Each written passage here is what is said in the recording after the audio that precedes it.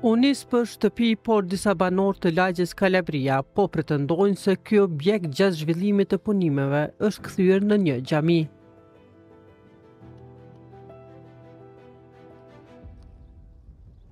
Bëhet fjalë për një pronë private të familjes Aliu që sipas pretendimeve të fqinjve, objekti u nis me leje për shtëpi, ndërsa tani veç se po mbahen ritualet fetare në të.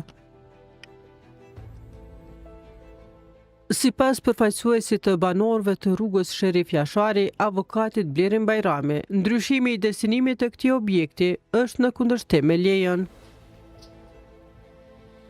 Sipas planit zhvillimor komunal, në këtë pjesë është paraparë vetëm ndërtimi i shtëpive individuale. Nga viti 2020, pronari i parcelës Mehmet Aliu ka insistuar që të ndërtojë një objekt fetar xhami. Fillimisht ka filluar ndërtimet pa leje, mirëpo në vitin 2020, në qeverisjen e komunës nga Shpenda Mehmeti, e njëjta punimet janë ndaluar. Pas ndalimit të punimeve, njëjti ka insistuar dhe ka nxjerrë një leje për ndërtimin e shtëpisë individuale të banimit. Në bazë të lejes për shtëpi, ka filluar ndërtimin e objektit, duke e anashkaluar në pjesën më të madhe projektin dhe lejen ndërtimore. Për gjitha këto ndryshime në teren, banorët e lagjes ju kanë drejtuar me ankesë inspeksionit të komunës së Prishtinës. Inspeksioni i komunës së Prishtinës në vazhdimsi ka toleruar ndërtimin e atyre punimeve, duke mos bërë rënimin e tyre, mirë po duke i dhënë afat shtesë që të njëjtat të harmonizojnë në drejtorinë e urbanizmit të komunës së Prishtinës.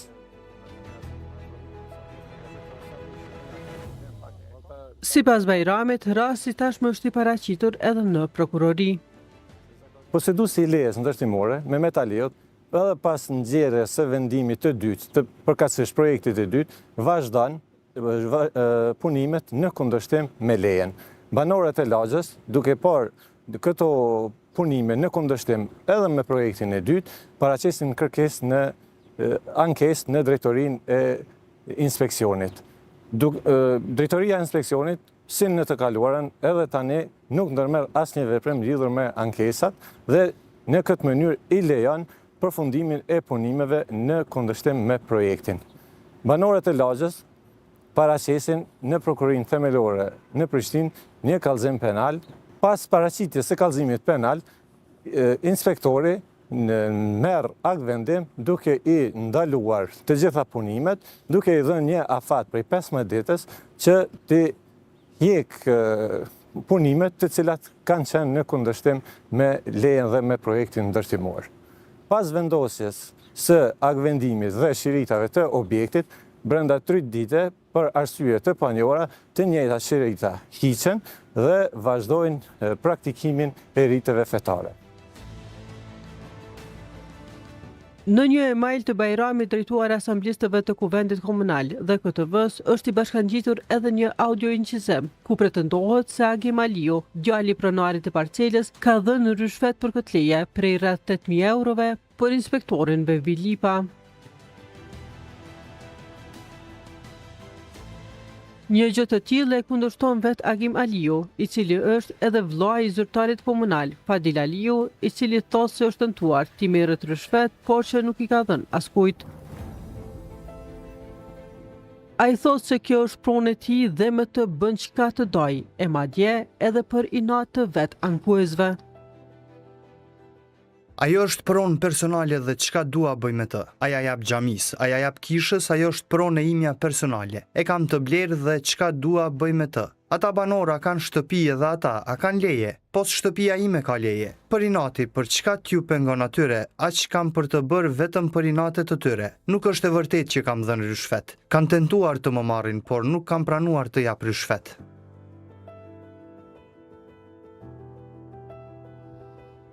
Vëllai i tij, shefi i personelit të komunës së Prishtinës, Fadil Aliu, thotë se nuk e ka shfrytzuar postin e tij për të ndërhyrë në këtë çështje.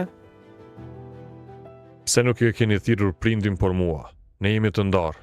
Nuk jam marrur as pak me këtë punë dhe i kam informatat që ajo shtëpi e ka pasur lejen dhe tashmë babai ja ka fal Bashkisë Islame dhe nuk është përgjegjësi më e jona se çfarë ka ndodhur me të. Unë nuk e kam shfrytzuar postin tim si zyrtar komunal për të ndërhyrë në asnjë çështje familjare.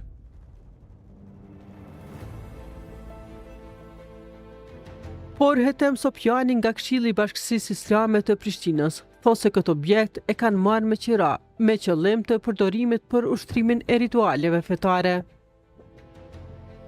Shton se i kanë kërkuar leje për këtë aktivitet edhe asamblesë komunale. Ne kemi bërë një kontratë që e kemi marrë me qira për shkak se nuk po kemi vend të mjaftueshëm. Nuk e di për çfarë ndërtimi kanë leje, por unë kur kam shkuar të shikoj më ka pëlqyer vendi dhe para muajit të Ramazanit e kemi bërë kontratën. Po kemi kërkuar nga kuvendi komunal për të na lejuar të kryejmë ritualet fetare. Ndoshta e kundërshton një person i cili nuk është fare aty. Unë nuk i njeh ata që e kanë nënshkruar peticionin, vetëm ma kanë sjell peticionin disa banorë të lagjës që nuk i njeh.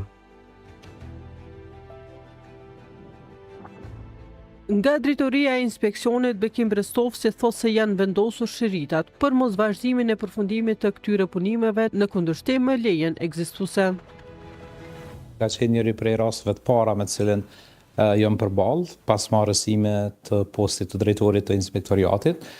Aty e vërteta është që me lejen e ndërtimit është parabat ndërtohet një shtëpi me të gjitha pastaj edhe ndarjet e brendshme, siç i takojnë një shtëpi, që të ketë një kuzhinë, që të ketë një dhomë fjetjeje, që të ketë pastaj një dhomë të qëndrimit ditor, dhe sipas vlerësimit të inspektorëve dhe aq sa kam parë unë pastaj në lëndën e cila është e hapur në inspektoriat, punimet e brendshme nuk janë kryer siç ka qenë paraparë në lejen e ndërtimit, dhe kjo ka qenë arsyeja pastaj që inspektorët tanë kanë marrë masa, natyrisht me një ankesë e cila ka ardhur prej banorëve të asaj zone, sepse në muajin Ramazan pastaj ky objekt është përdorur edhe për rituale fetare.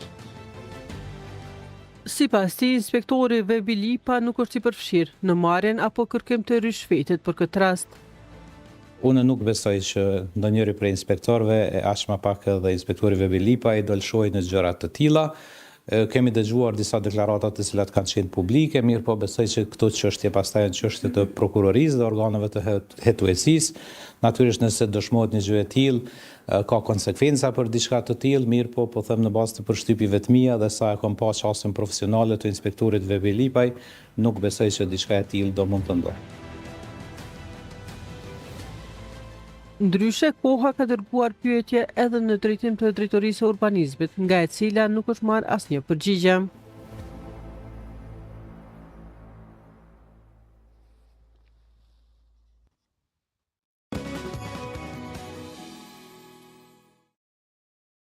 E shqetësimi i banorëve të